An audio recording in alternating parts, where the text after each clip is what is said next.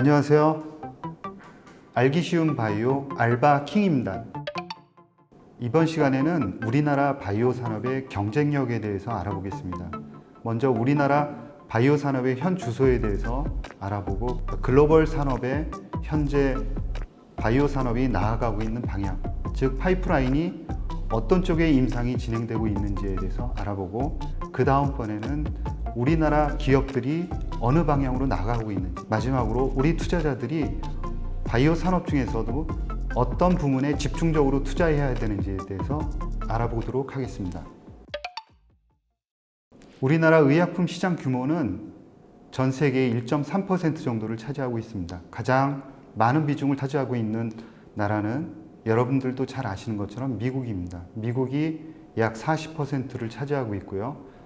두 번째는 빠른 성장력으로 쫓아오고 있는 중국입니다. 중국이 11% 정도. 그리고 오랫동안 경쟁력을 유지하고 있는 역시 일본이 7% 정도를 차지하고 있습니다. 우리나라의 경우는 성장 속도 측면에서는 굉장히 빠른데요. 약 7%를 차지하고 있어서 성장률 측면에서는 상당히 괜찮다 이런 말씀을 드릴 수 있고, 그 다음에 브라질이라든가 인도, 러시아는 성장률 측면에서 상당히 높은 비중을 차지하고 있습니다. R&D 투자 금액이 상당히 중요할 것 같은데요. 간단하게 보면 미국의 1.8%, 전 세계적으로 보면은 역시 마찬가지로 1.3% 정도를 차지하고 있습니다. 우리나라 의학 산업에 대해서 잠시 개괄을 해보도록 하겠습니다. 약 세 가지로 나눠볼 수 있는데요. 2000년대 초반에는 제네릭입니다. 그래서 대형 의약품이 특허가 만료가 되면 제네릭을 중심으로 개발을 했던 거죠. 역시 신기술력 확보 측면에서 본다 그러면 미흡하다 이렇게 말씀드릴 수 있고요. 2012년부터는 약가 인하 정책이 실시가 됐습니다. 그래서 성장률 측면에서는 낮은 성장률을 보이고 있고요. 2015년부터 2019년까지 여러분들 너무 잘 아시는 셀트리온이라든가 삼성 바이오로직스 같은 바이오 시밀러가 대세를 이루면서 상당히 높은 성장률로 수출 증가율 측면에서도 대단히 높았는데 총 금액으로 보면 6조 정도를 상회하고 있습니다. 작년 같은 경우 2020년에는 코로나 진단 키트의 성장이 빨랐습니다. 그래서 수출 규모 측면에서는 2.4조 정도를 차지하고 있습니다. 우리나라 바이오 산업 현황에 대해서 간략하게 알아보면 2017년 설문조사 했던 것 대비해서 올해 기준으로 본다 그러면 신약 연구를 하고 있다는 기업이 대단히 많이 늘었습니다. 20% 이상 증가를 한 거죠. 그러니까 신약 연구 개발에 대한 자신감이 어느 정도 생기지 않았나 이렇게 보고 있고요. 개발 분야로 본다 그러면 특징적인 것이 세포 치료제 분야가 두드러지고 있습니다. 그래서 성장률 측면에서는 세포 치료제, 우리나라 기업이 최근 몇 년 동안 세포 치료제를 착실하게 준비를 해왔다. 이거를 머릿속에 담아둘 필요가 있고, 두 번째는 좀 안타까운 거는 유전자 치료제 측면에서는 비중이 오히려 떨어졌습니다. 그래서 이런 부분은 좀 안타깝고 향후에 오히려 우리가 투자를 유전자 치료제 분야에서 집중적으로 나타날 수 있고 최근에 그런 현상이 나타나고 있습니다. 그래서 우리의 나중에 결론에서는 유전자 치료제 중에서 빠르게 성장하는 기업을 골라내는 것입니다. 뒤에서 다시 한번 말씀드리겠습니다.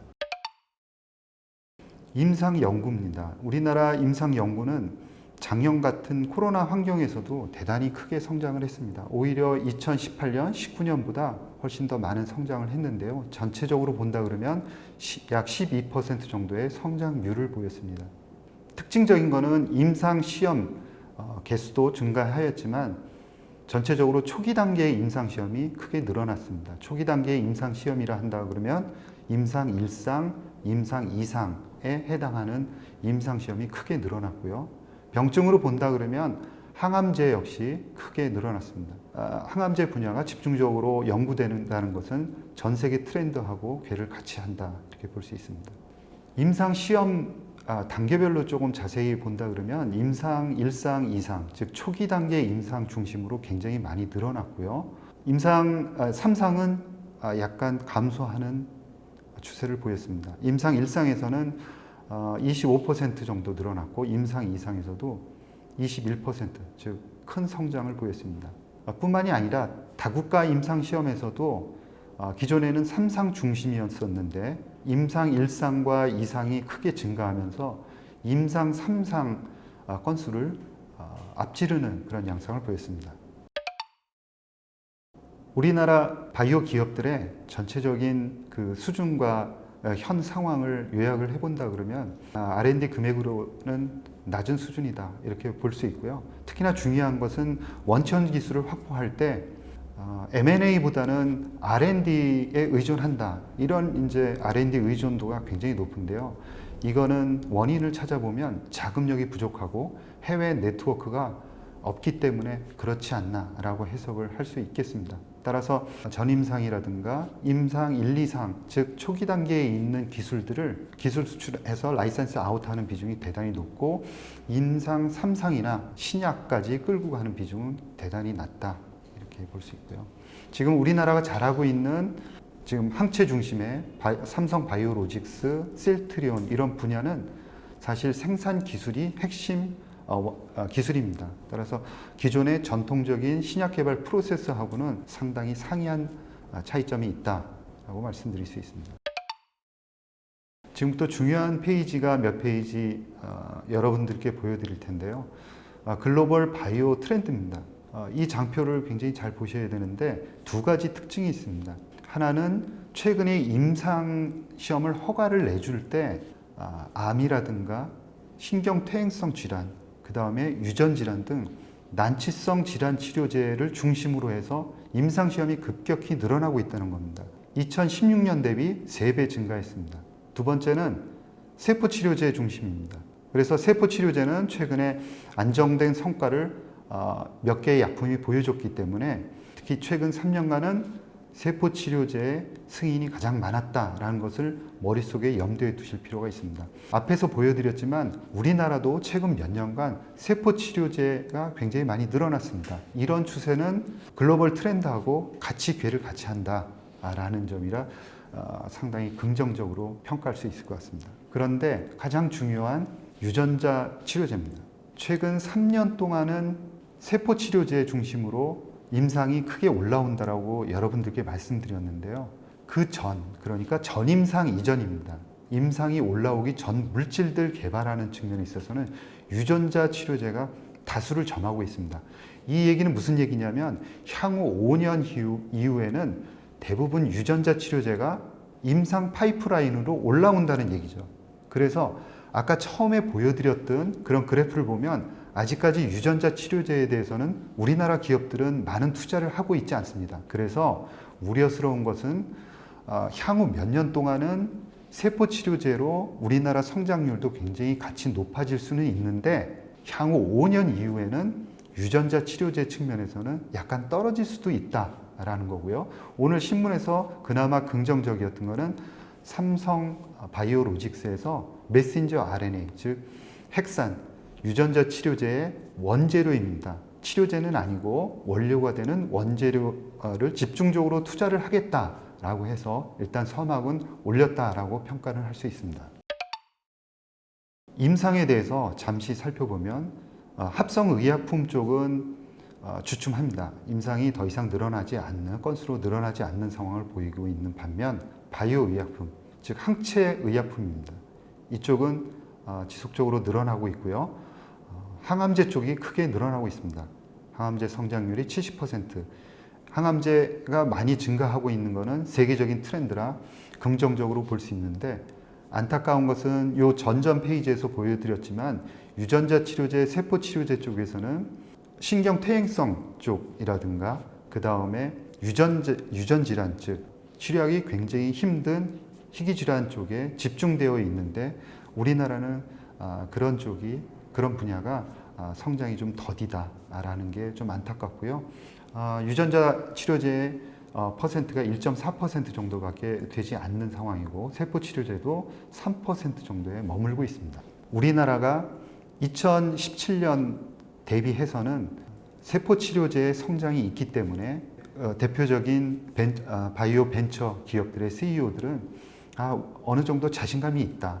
그래서 2017년 대비해서 2021년도가 선진국 대비 기술 격차가 어느 정도 좀 줄어드는 거 아니냐라는 자신감을 좀 보이고 있습니다. 이거는 세포 치료제에 우리나라도 집중적으로 투자를 했기 때문에 그러한 현상이 생기지 않았나라고 해석을 하고 있고요.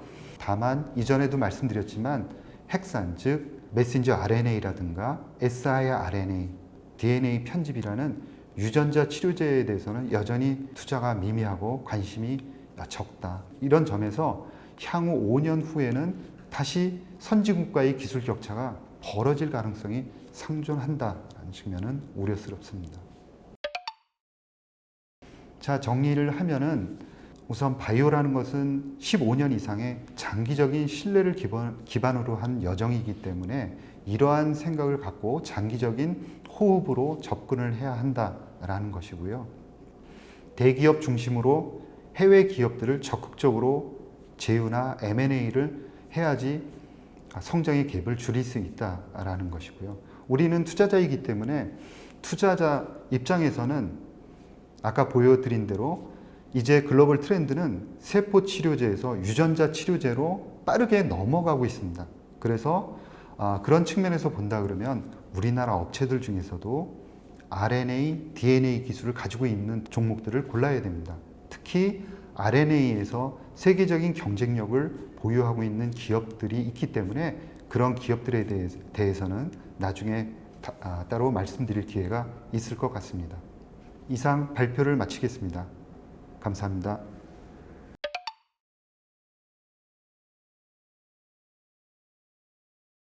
우리나라도 세포치료제 분야에 대한 기업들이 많이 늘어났다고 말씀을 해주셨어요. 그러면서 이제 긍정적으로 보고 계시고 안정된 약품도 많이 개발이 됐다고 하셨는데 혹시 좀 구체적으로 예를 들어주실 수 있나요? 약품이 개발되지는 않고 있고요.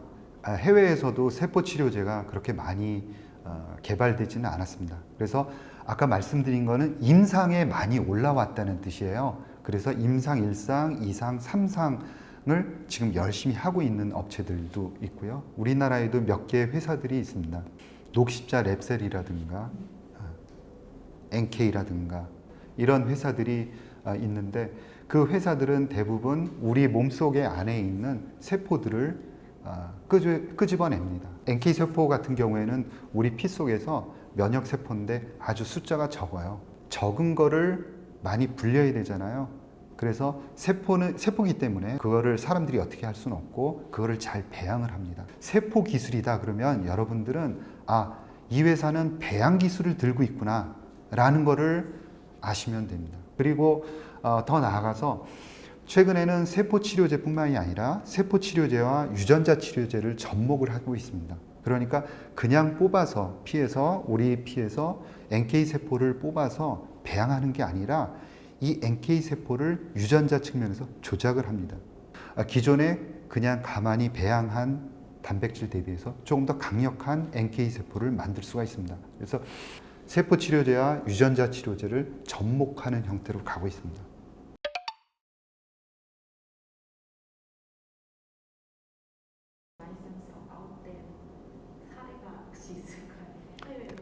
대표적인 게 알테오젠 같은 회사입니다. 알테오젠 같은 회사는 정맥 주사라고 해서 정맥 주사를 맞으면 대단히 오랜 시간을 맞을 수밖에 없고 고통스럽고 그렇거든요. 그거를 피하 주사로 맞을 수 있는 제형을 바꾸는 기술입니다. 그 기술로 몇 조를 연속해서 많은 기업들한테 수출을 했습니다.